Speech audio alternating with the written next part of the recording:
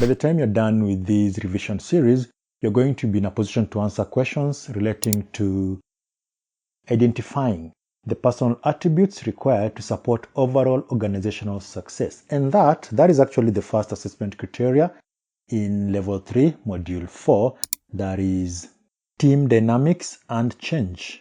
The assessment criteria is actually part of the learning outcome 1, right? So this particular assessment criteria is part of learning outcome 1. And what does learning outcome 1 require you to know? So it requires you to know how the individual can support overall organizational success in procurement and supply. So in this particular assessment criteria, the questions and answers that you're going to be looking at will be based on the following. That is, because this particular assessment criteria requires you to understand issues relating to personal knowledge, personal values, self-development and awareness, an understanding of the procurement and supply process, as well as further the aims of procurement and supply professions. Yep, so let's get started. Let's kick off. Let's see what is what, right? And the first thing that you're starting with is personal knowledge versus group knowledge. Personal knowledge is gained firsthand by seeing things, that is observation, or doing things, experience, right? For instance, if you travel, right? And I'm talking about traveling to, anyway, if you travel to different places, in those places you're going to see different cultures, you're going to, probably you've been culture shock, but at least you learned something in the process, right? So yeah, that's just going to be some personal knowledge that you're learning there. General knowledge is gained by listening to others and taking their opinions into account. So let's see, what sort of questions? Remember, team dynamics here. The idea here is, of this particular module, the idea is to understand people. It's like management really from a procurement perspective. It's to understand people and see how they fit in procurement and see how they also help the entire organization from a procurement point of view, because this is procurement, right?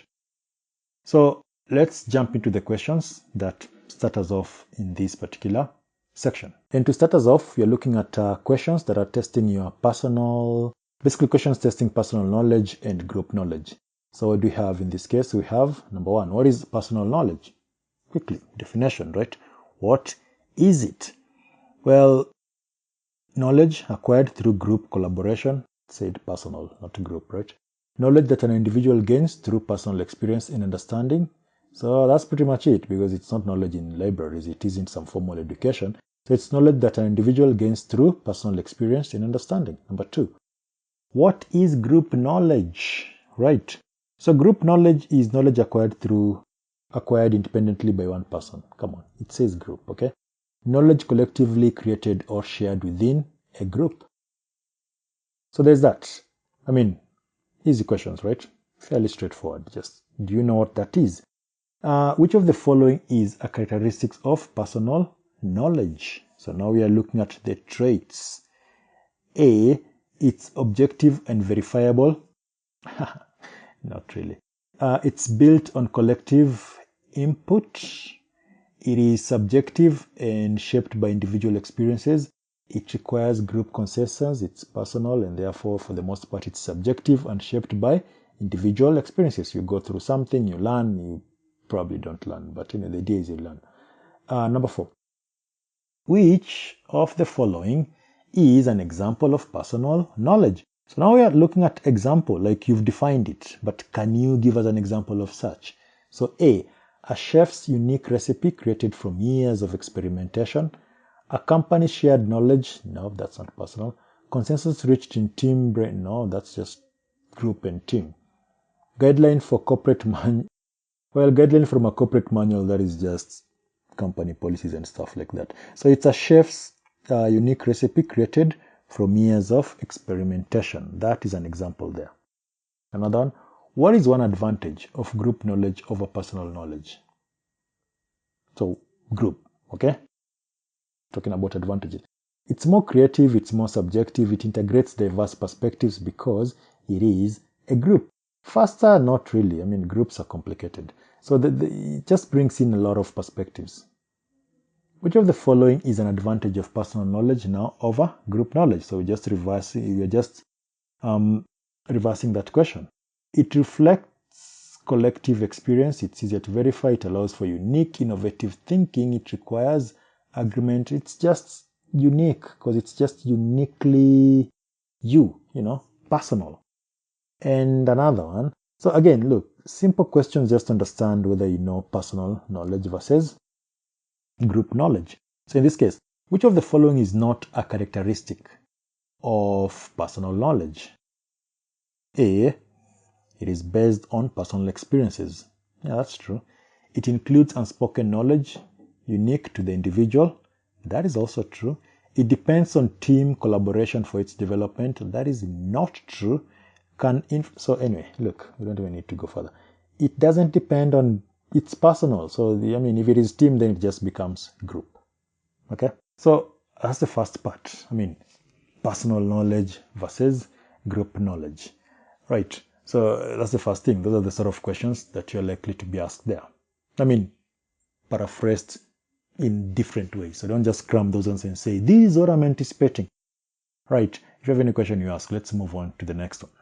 How personal and group knowledge help with organizational success is the next thing that we need to understand here, because we already know personal knowledge, very important. Group knowledge, equally important. Okay, in addition to all those professional knowledge that you have, right? But then how does it help in organizational success? Because we are looking at this thing from an organizational perspective. Otherwise, we're not interested in your recipe that you got from your grandma. How does that help in the organization? So the questions that you can have that are testing whether you can integrate those knowledge, personal and group, with success in organization, those sort of questions will look something like this.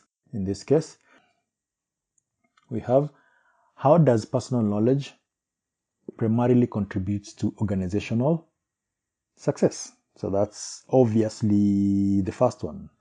By ensuring consistent team behavior, by fostering individual expertise and creativity, by enforcing company-wide policies, or is it by eliminating conflict within the team? Not really. It's just by fostering individual expertise and creativity so that, person is creative and then they can help the company. How does group knowledge enhance organizational decision making? First of all, does it? Well, by reducing the need for external consultants. No. By integrating diverse perspective for well-rounded solutions. Okay. By emphasizing it's group. By limiting collaboration to avoid conflicts. Conflicts are important. We have advantages and disadvantages of conflict. Okay, I don't even know why you're talking about conflict. The answer is by integrating diverse perspectives for well-rounded solutions. And then something else about these knowledges, sort of knowledge and success, an employee with strong interpersonal communication skills adds to organizational success by doing what exactly? By creating groups within departments, because they're very good at communication, therefore they bring people together and they form groups. Nope. By enhancing collaboration and teamwork, avoiding group interaction, solely focusing on individual tasks because they're very good at. It's by enhancing collaboration and teamwork because they're good at interpersonal communication skills, so they can help in creating teams and which of the following illustrate the use of personal knowledge in an organization? So I just want you to give us an example. A specialist using their expertise to solve a technical problem, a team developing a marketing strategy, personal, okay? So anything to do with the team is out. Manager share, organization, it's a specialist using their expertise to solve a technical problem because of that. Right. So there's that. Now, in addition to knowing that, the other thing that you also need to know, okay, as you're revising, is personal values. And personal values are the sort of values that are important to an individual. And they are formed from person's belief and affect their attitude, actions, behavior, and decisions. And what are we talking about? So in this case, we're talking about things like loyalty, perseverance, respecting privacy, professionalism, okay, respect, honesty, trust. And yeah, those are personal values. But then, this is not like an ethics class. So what sort of questions can you be asked here relating to, organization, procurement, and all that stuff? So the questions could look something like this, right? So personal values. Which of the following explains personal values? Is it organizational principles and policies, individual beliefs that guide behavior and decision making? That's pretty much it, right? Personal rules imposed by number 2, how do personal values influence an organization's success? Again, that is important. It's not just knowing, it's also how do they help, because otherwise what's the point of looking at them?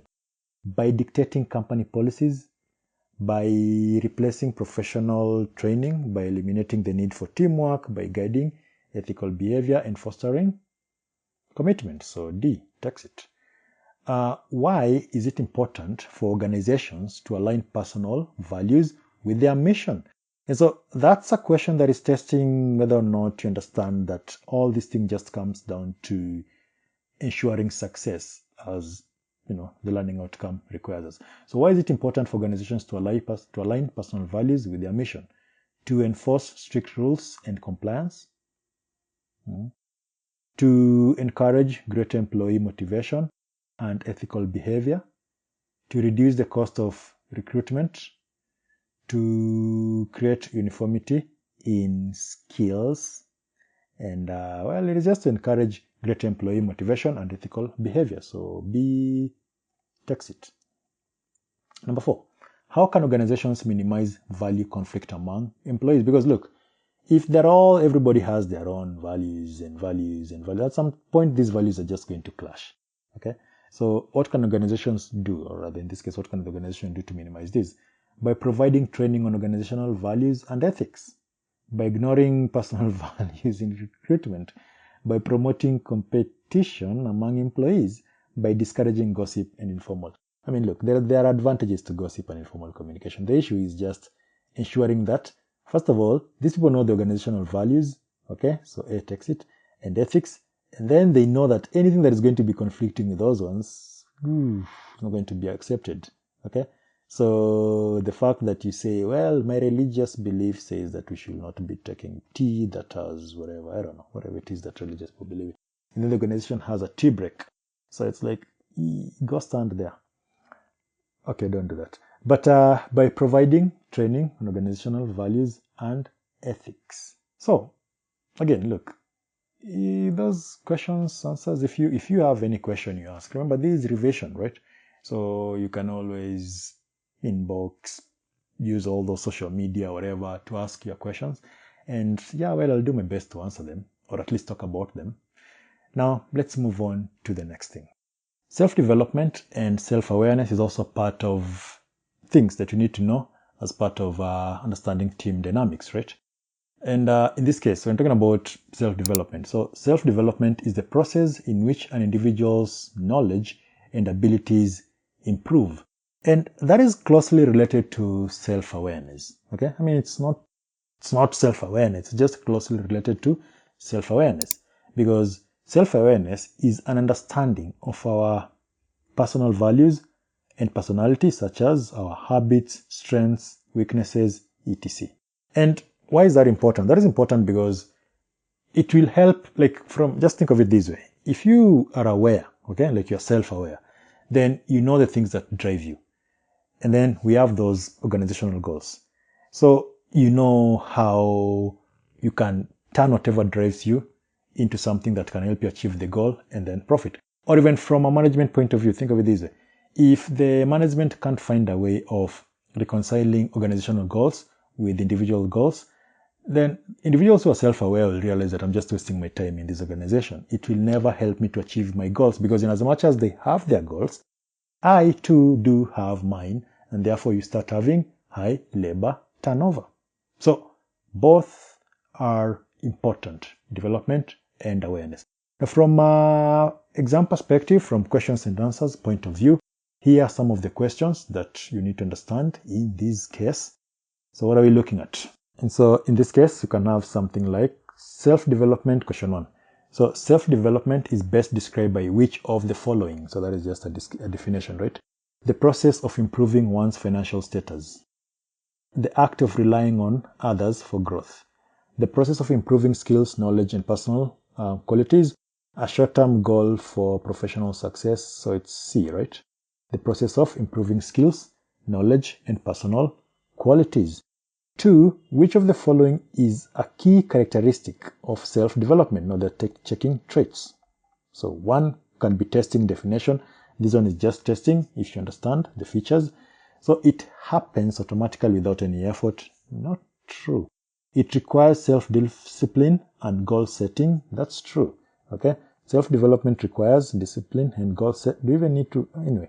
So it is entirely based on external training. Let's just move on. Although self-development is very important, okay, on the pathway to success, an individual also has to be self-aware. See, now we are testing self-awareness, right? What is self-awareness? Okay, it is knowing how others perceive you. It is ignoring personal flaws to focus on strengths. Yeah, that kind of makes you a jerk, right? Being aware of external circumstances, understanding your emotions, strengths, and weaknesses, that is really being self-aware. Yeah? Number 4, what is continuing professional development? Because this is important. I mean, part of development, whether it's self and self-awareness, CPD will play a big role in that. But then what is it? What is CPD? So continuing the same professional practices without change, structured learning and skill enhancement to maintain and improve professional knowledge, mandatory work tasks assigned by employees, training received during onboarding. It's actually, see, this is just orientation, part of orientation, but the answer is B. Okay, structured learning and skill enhancement to maintain and improve professional knowledge. Which soft skill is enhanced by self-awareness? So remember, we have hard skills and soft skills. So technical coding is not a soft skill.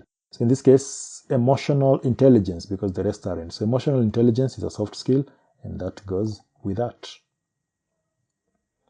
How can professionals overcome barriers to CPD? By prioritizing short-term tasks over learning opportunities. Well, by avoiding feedback and criticisms, by setting realistic goals and seeking support from mentors, by focusing on immediate job responsibilities. The idea is to learn, and that means setting realistic goals, the smart thing. Okay? So specific, measurable, attainable, and seeking help from mentors. That will help you with your continuing professional development. And also, how does self-awareness contribute to team effectiveness? Because if it doesn't contribute to team effectiveness, then what's the point? I mean, you don't work in a vacuum. It ensures that all team members agree on every decision. No. If all team members agreed on every decision, those are just robots, okay? That's automation. Those are robots. It allows individuals to understand their role and how their actions impact others, which is pretty much the reality in that point. So that's it. That's the answer. It doesn't eliminate the need for conflict resolution. It doesn't, anyway, look, number 8, okay? An employee receives feedback that they often interrupt during meetings. Yep, that's you, right? To address this, they take an active listening course. This demonstrates what exactly? Lack of self-awareness, okay? But proactive CPD rather. What do you mean lack of self-awareness? I mean, they were listening. Anyway, self-awareness leading to CPD is actually the truth. They're not avoiding feedback because they've just been told they do that. And they're not even ignoring it because they've taken an action. So the answer is self-awareness leading to CPD. So the first part here, whether it's self-development and self-awareness or it's personal values and now all this stuff, is just designed to test whether you understand individuals, okay? Like what exactly do you know about these people who are trying to improve, okay? Employees are trying to improve. So be it through continuous professional development, be it through self-development, be it through self-awareness. So those are some of the questions that can be asked in that. Now let's move on to questions that now relate to procurement, because that was people. So where do these people fit in terms of procurement? So let's move on to those ones. So in this case, let's talk about understanding procurement and supply process. We are now bringing procurement into the picture. And to start us off, we need to understand what exactly is procurement and what is supply. So what is procurement? First of all, procurement and supply are not the same thing. In general terms, procurement is the process of getting products or services into the company, and supply is the process of getting products or services out of the company to an endpoint, for example, to a customer. And so with that, okay, procurement is we are acquiring, we are buying, right? Supply, we are delivering, or we are taking these things to the people who need them. That is, if it is us. Think of it this way. Procurement coming in, supply going out, okay? So the questions that revolve around these, let's look at those questions. And to start us off, let's see, just based on the definition. So which of the following best defines procurement? The storage of goods in a warehouse is not procurement. The process of purchasing goods and services. Delivery of finished, that's supply. Management of logistics, just management of logistics and supply chain. So the answer is the process of purchasing goods and services, that's to procurement, right? What about supply? So question 2. Supply primarily involves which of the following activities? Manufacturing products, developing supply contracts. I mean, look, it has supplier. Developing supplier contract, determining business needs, delivering goods and service to that is supply. By delivering, we are supplying. Okay? How does procurement differ from supply? So this one is testing. Yes, you know what procurement is. You know what supply, or at least you claim. How do those two differ? So procurement focuses on logistics, while supply focuses on purchasing. Really? So procurement handles customer deliveries, while supply handles sourcing. Okay, what are you on about here? Procurement deals with acquiring goods, true, while supply deals with the flow of goods. Also true, and therefore, there you go. Because procurement manages where, no. Okay, so think of it again as we say. Procurement is acquisition. Supply, the flow. Which of the following is not a function of procurement? Supplier selection. Yeah, I mean, if you're buying, you're going to have to, do that, right? Select suppliers. Contract negotiations. You're going to negotiate contracts. Inventory management, purchase order management, you'll do this, but you're not going to do that. So inventory management is not. Inventory management is actually something you deal with in supply chain, okay? Warehousing and those things. So that isn't really something you do in procurement. I mean, in the strict sense. So don't be like, but you're studying it in procurement. This is a course. We're not talking about, anyway. Look. Which of the following best describes the goal of procurement? 1. Maximizing inventory levels. In procurement, minimizing lead times for production. Again, in procurement, achieving value for money. And you're going to see a lot of these anytime we talk about procurement. So achieving value for money is a big deal in procurement. So achieving value for money in purchases is, a goal in procurement. One of the best goals as far as these things are concerned.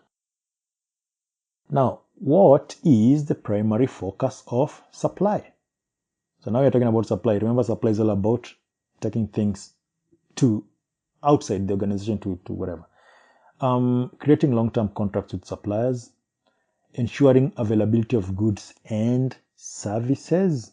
Okay, is that a supply thing or a procurement thing? Defining the organization's purchase needs. That is purchasing needs. Managing supplier performance. So ensuring availability of goods and services. Okay, because that's pretty much, supply those goods. Right. Now, the other thing you have to understand about this is that when you're talking about procurement, then procurement tends to operate in a cycle. Okay.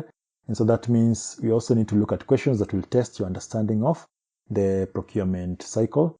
And so in this case, we have, as a procurement officer creating a procurement plan, what is the first step in procurement cycle.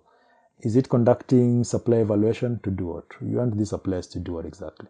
So is it identifying the business? Yep, it is identifying. You start with identification of business needs and then you go into other things. You can't issue purchase orders or even negotiate contracts or even evaluate suppliers if you don't even know what you need. So B. Which activity is part of the sourcing stage of the procurement cycle? Drafting first of all, sourcing. What are we doing in sourcing? Okay, we intend to buy, so we are looking for people who are going to sell us whatever it is that we want to buy. So it's not drafting contracts, it's not even monitoring supplier performance, it's not even issuing payment because you don't even know who are issuing those payments to. It's identifying potential suppliers. All right, and a retail company, number 3. So something practical here, right? A retail company notices a seasonal demand for winter clothing. What should be the next step in the procurement cycle after forecasting demand? So now that we already know what you want, what is the next step? Well, go get what you want. So is it negotiating supply contracts? Is it identifying business needs? Is it evaluating supplier performance? No, it's issuing purchase requisitions, okay? Because we already know what you want here, so we don't need this.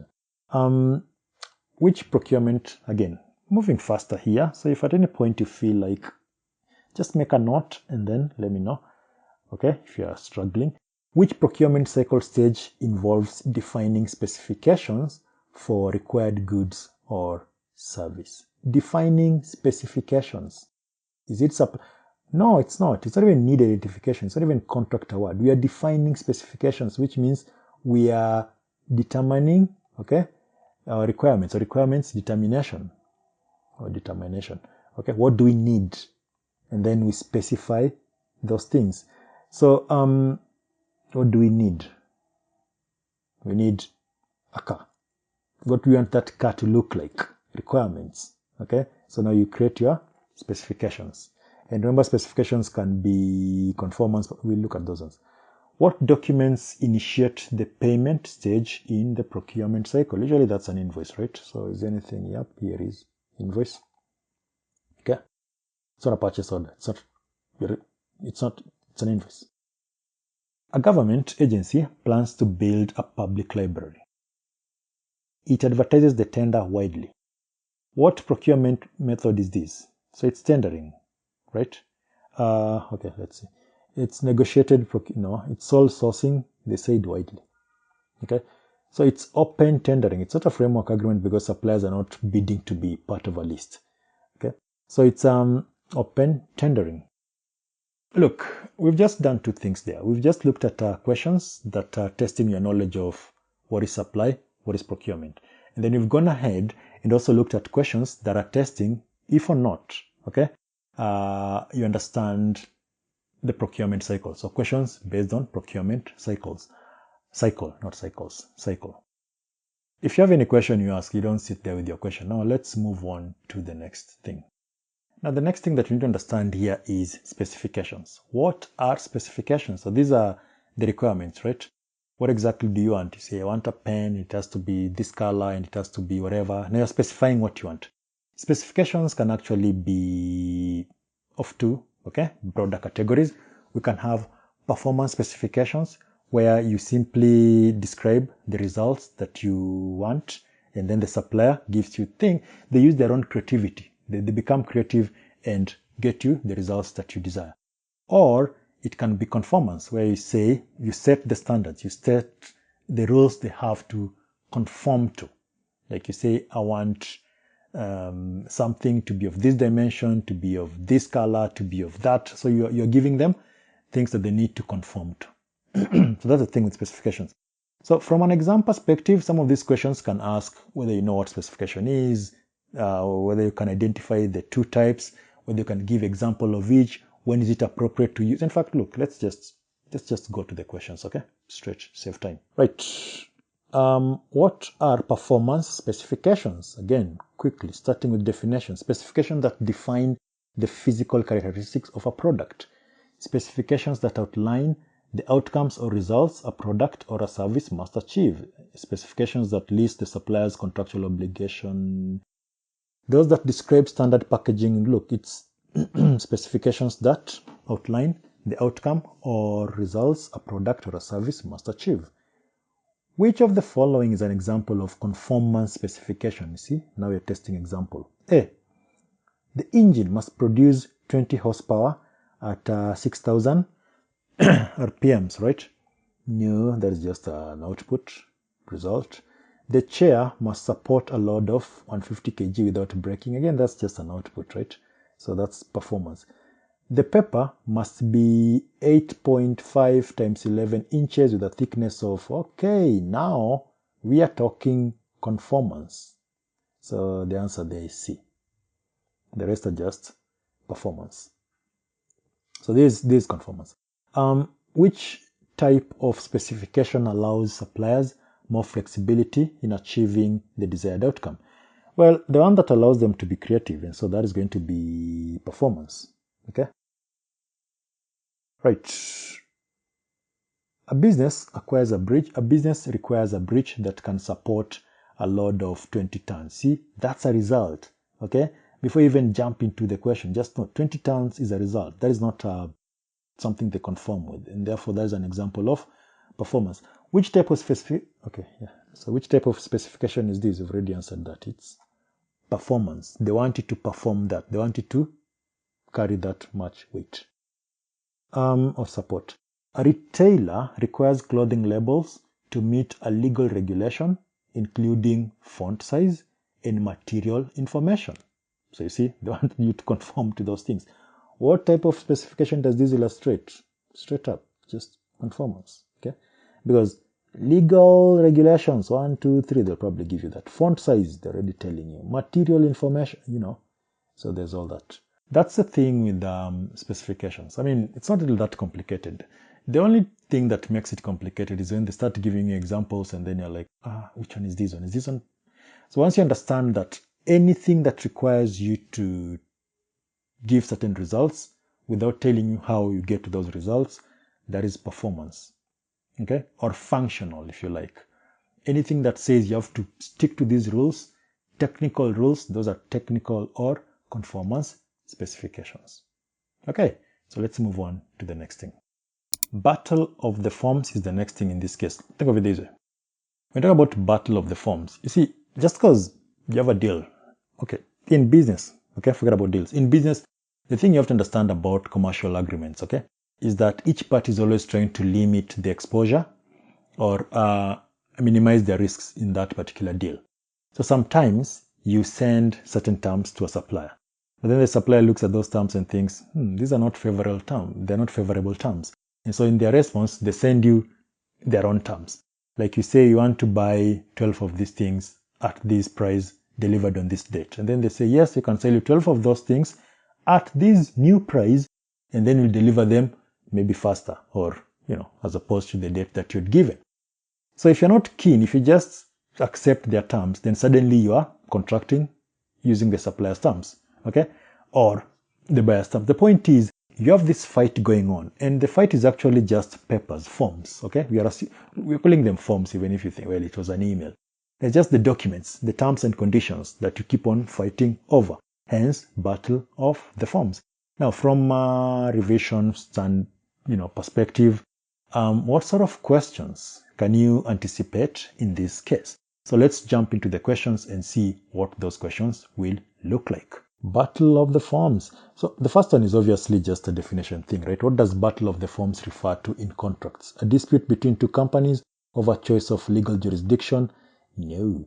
A situation where two parties exchange standard terms and conditions that conflict with each other? A legal battle over intellectual property rights of forms. Oh, that's actually funny. A dispute involving a contract signed by multiple. Look, it's a situation where two parties exchange standard terms and conditions that conflict with each other. In Battle of the Forms, what does the last short rule mean? Look, the idea usually is the last terms, okay, that were sent and then were accepted. Those are the ones that we are going with. So usually the last document wins. That's the idea there. But from this question's point of view, what choices are we given? So in Battle of the Forms, what does the last short rule refer to? The last payment made under the contract, the final agreement after both parties meet and discuss the terms, the last document, interesting. So the last documents exchanged that contain the final terms accepted by both parties. Given the choices, that is what we are going with. It can't be the first because it says the last. Okay. So given the choices, this one makes more sense. Number 3. Company A sends a purchase order to Company B, and Company B sends back an invoice with different payment terms. So you see, the battle has started there. So what should Company A do to avoid a battle of the forms? So they don't want to play that game. A, accept the invoice terms immediately. What if they don't want them? B, ignore the conflicting terms and proceed with the transaction. That won't help. Accept the invoice but ask for renegotiation later. Yeah. Reject, makes sense. Reject the invoice and request for a new one with the original payment terms. Their original payment terms. It's like, no, this is what you want, not whatever you're suggesting.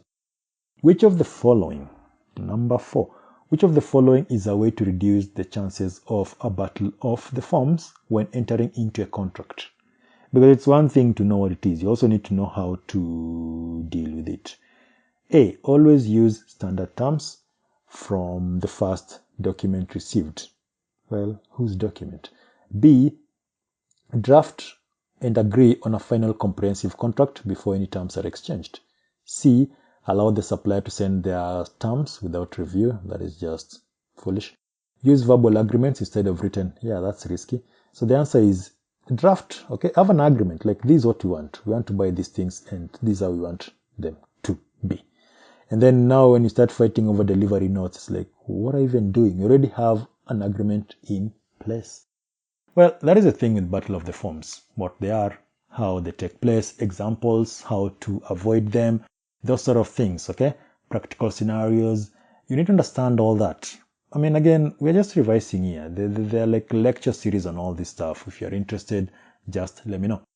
So let's move on to the final thing as far as your assessment criteria 1 is concerned. Let's talk about furthering the aims of the procurement and supply profession. Look, we talked about things like personal values, things like self-development, self-awareness, and all those things. Continuing professional, the CPD, right? And the truth is, yes, if a procurement professional or a procurement officer, or in this case you, have all those values, you'll do a good job. But then a good job, for the most part, will just depend on the department, right? What are the general objectives, or what are the objectives, what are the goals, what are the aims of the procurement department? If those aims don't in any way suggest that your values are going to be rewarded, then you start having issues. So it means you actually need to understand, in this case, this particular part, you're just testing me on, do you understand the aims of a procurement department? And what are they? So what are we talking about?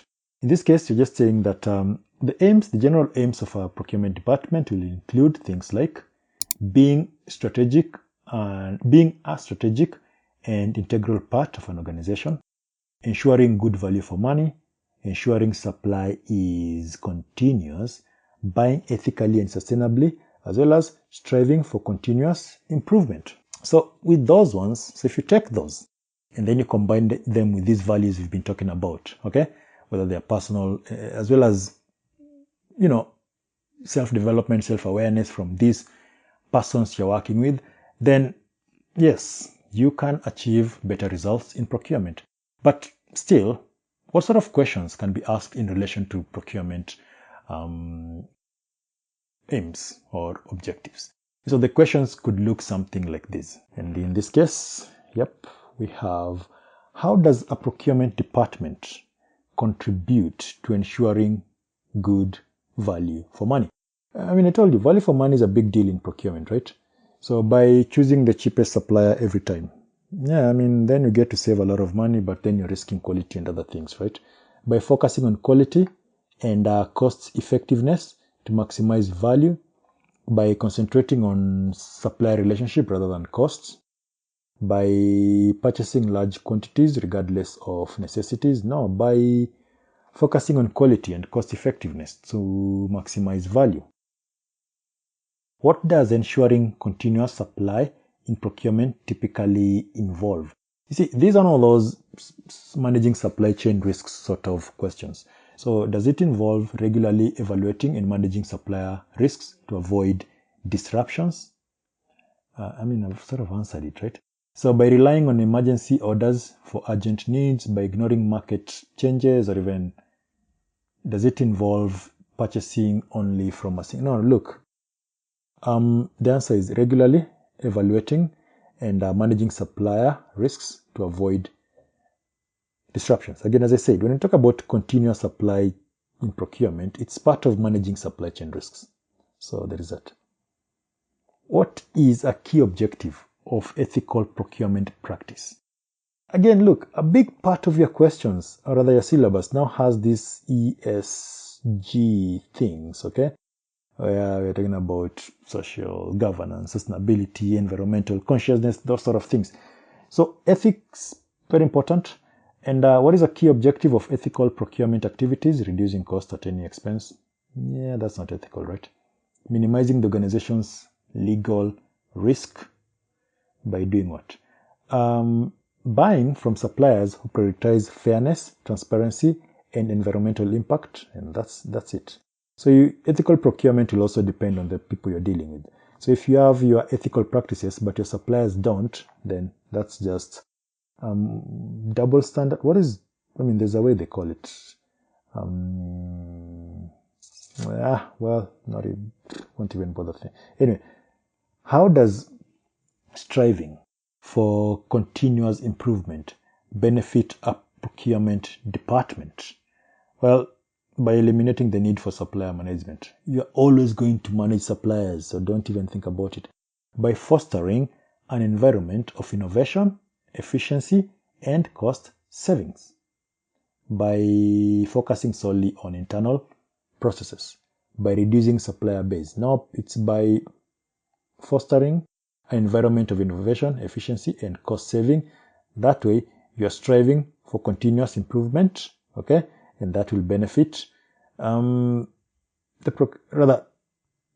will benefit the procurement department, okay? If you're striving for continuous improvement by fostering all these things, okay, then that becomes a benefit. Right. The whole point here was just for us to look at the first assessment criteria, okay? Revise questions relating to the assessment criteria 1 in your level 3 module 4, okay? In this case, what was the first assessment criteria? It was personal attributes required to support overall organizational success.